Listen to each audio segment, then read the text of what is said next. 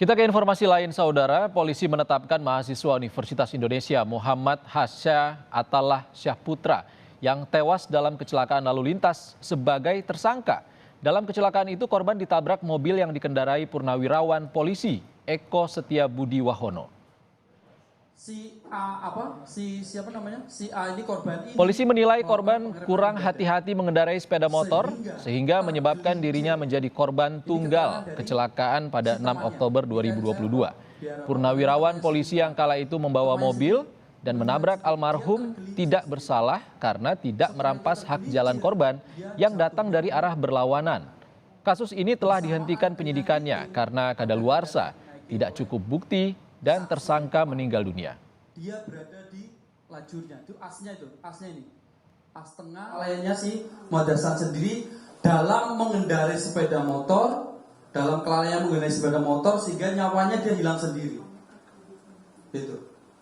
Jadi yang menghilangkan nyawa sendiri karena kelalaiannya dia sendiri, bukan kelalaiannya si Pak Eko. Kenapa di SP3? Pertama, kasus itu adalah kadaluarsa. Yang kedua, tidak cukup bukti. Yang ketiga, tersangka meninggal dunia. Sementara itu, keluarga dan Ikatan Alumni Universitas Indonesia meminta transparansi proses hukum yang membuat Hasya dijadikan tersangka. Sementara tim kuasa hukum menganggap penetapan almarhum Hasya sebagai tersangka cacat hukum. Jadi saya bilang, ya Allah, dari 4 orang, 1 meninggal.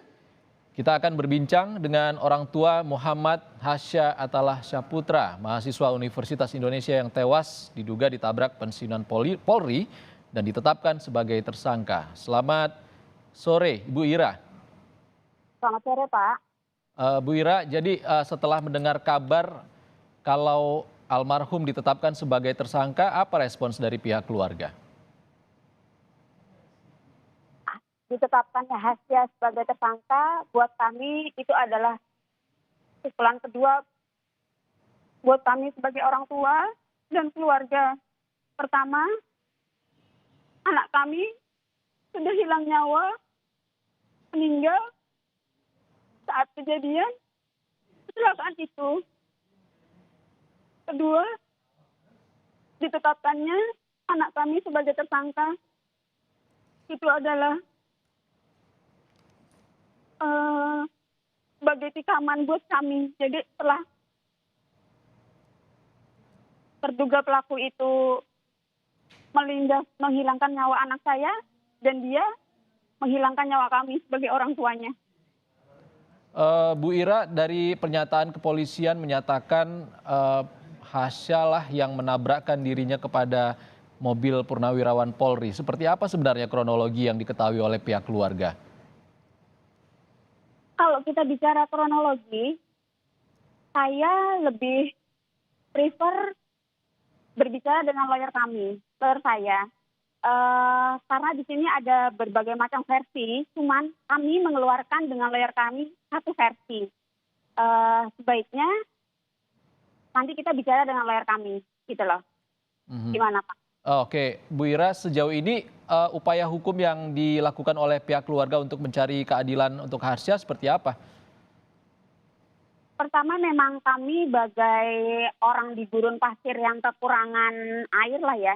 Kami nggak tahu harus kemana kami mencari keadilan. Kami cuma berdua aja ngomong sama suami, gimana ya, masa nggak ada keadilan sama sekali buat kita. Tapi di satu saat kami mau nganter adiknya ke sekolah, kemudian kami ke salah satu masjid, itu telepon saya bunyi. Itu telepon dari salah satu alumni kriminologi 90 yang menyatakan bahwa beliau ingin membantu.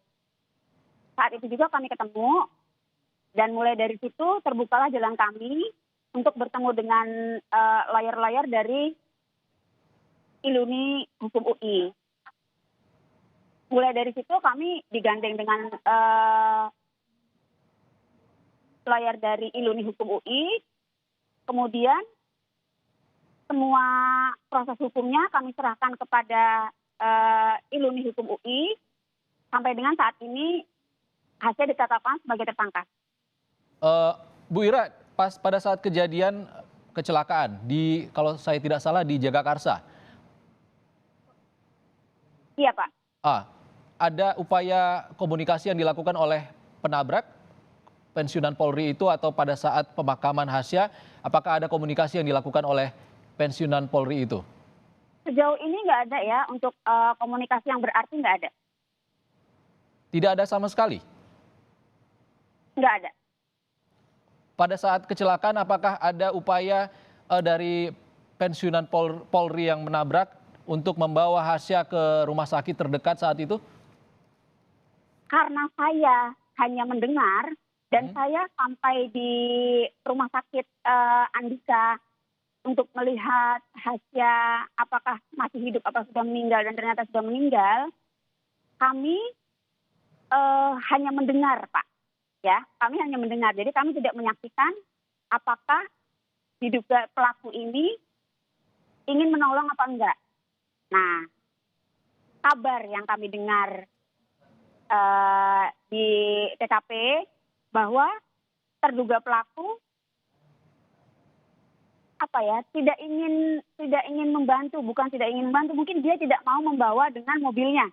Tuh, seperti itu. Oke, kalau dari pihak kepolisian apakah ada upaya untuk mengajak pihak keluarga dan terduga penabrak ini untuk melakukan mediasi atau pertemuan? Iya. Dari Sudah ada? polisi mengusahakan supaya kami berdamai. Lalu setelah beberapa kali pertemuan apa hasilnya? Deadlock.